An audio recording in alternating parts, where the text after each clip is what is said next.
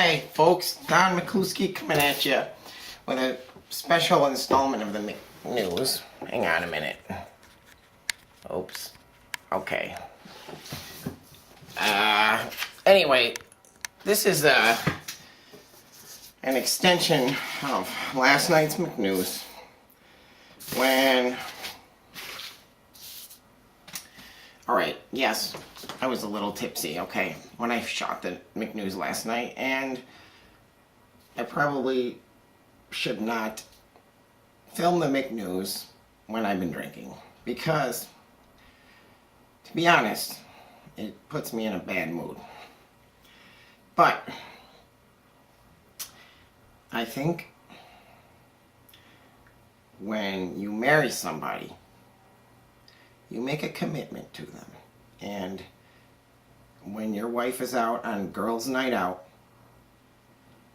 and she's not responding to your text messages or your phone call, then you start to think something is up. And that's just a natural thing for anyone to feel. Oh, excuse me. I swear I'm not drinking this morning. I just ate lunch. Anyway, so when you make that bond and you agree to love and cherish somebody forever, I think part of loving and cherishing them is to be available, and if they're feeling upset, to console them. And if you turn your phone off and don't even think of that person, well, then maybe that person is going to feel a little bit put out and not cared about and not loved. So I'm having this, I printed it all out. I'm having a conversation with my friend Lisa about girls' night out. And I wrote to her and asked her advice about it today, about what a guy is supposed to do when his woman is obviously breaking, the rules in that way. And Lisa said, and I quote, "You're so pitiful when you're drunk. You really should quit drinking. You're much more impressive sober. As for girls' night out, I call bullshit on your comments. Women act and speak a certain way when their men or children are with them. It gets so tiring having to constantly put up with and cater to men. Men are like dogs. They need constant petting, and you're a good boy," in quotes, she wrote, "and keep them fed and clean up their mess and play with them every day." Now, what this can show you, if you read between the lines, is that women all have each other's back. They're all part of this. They're the ones, going to the bathroom together. They're the ones who have a secret. Some female secret that they all want to try to keep, from us. We're not the ones keeping this secret. Victoria's Secret, right? Right? Isn't that what they call it? Excuse me.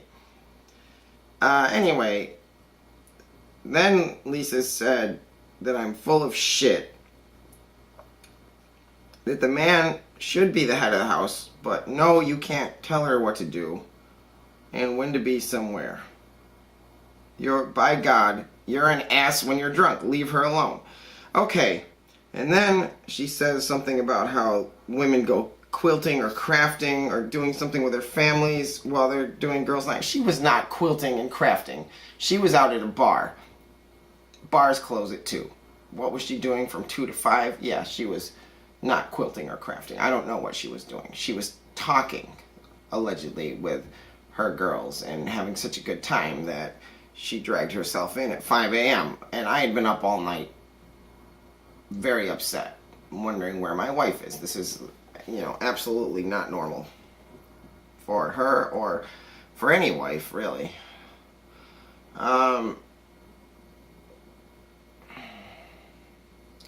Okay, so anyway,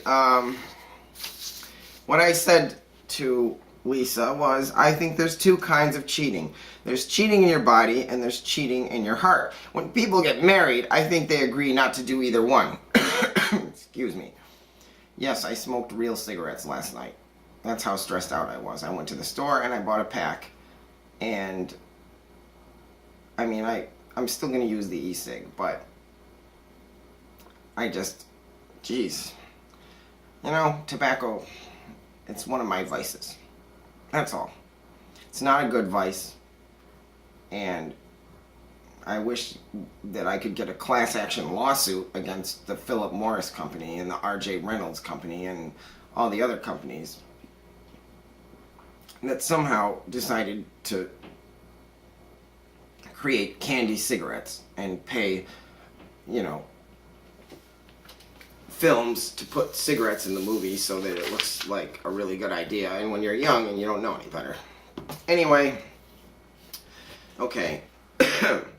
This is not going to be a long McNews. I just have something to say about, now that I'm sober right now, and Lisa is saying that I'm an ass when I'm drunk. Well, I'm not an ass when I'm drunk, okay? I still agree with everything that I said. I just don't like the way that I said it. But that's okay. The McNews is about telling the truth, even if the truth means that I'm in a compromised state. It's still the truth. It's my reality. Last I knew, America is a free country and I get to be me and I get to be a human being. But we already went through this with my former employer in those episodes of the McNews. So I'm not going to hash out the same thing over and over and over. Okay? Anyway, she's not quilting. Okay, I covered that. And oh, here's another thing Lisa said. My husband used to take me out with him, and if I sat there quietly, it pissed him off because I was being a drag. If I talked to other people, it pissed him off. If I had great conversations with men about stuff that he had not a clue about, he got irate. And the fight was on when we got home. I couldn't win in any way. I told him if I ever cheated on him, it would just be for a great conversation and not for sex. That's the female perspective, okay? That's where women gang up and bond together and think that we are being irrational. But I'll tell you what, if the tables were turned and I was out till 5 a.m. and I wasn't answering my phone or my text messages, it's a fact that Donna would be going crazy. It has nothing to do with me being insecure or me being an ass or pathetic. What did she call me? She called me pitiful. It has nothing to do with that. It's about human decency and the commitment that you make when you decide to marry somebody and say, I do.